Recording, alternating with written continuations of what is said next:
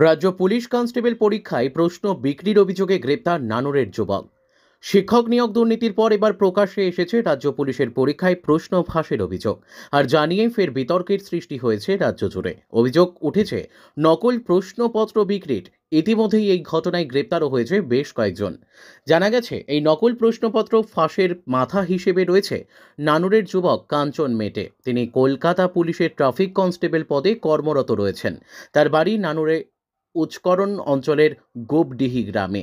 স্থানীয় সূত্রে জানা গেছে বছর দশেক হলো কলকাতা পুলিশের চাকরি করছে কাঞ্চন মেটে। তার বাড়িতে রয়েছে বাবা, মা ও ভাই এবং বোন। কাঞ্চন চাকরি পাইয়ে দেওয়ার নাম করে টাকা পয়সা লেনদেন সংক্রান্ত অভিযোগ তার বিরুদ্ধে মাঝে মধ্যেই উঠে বলে দাবি স্থানীয়দের।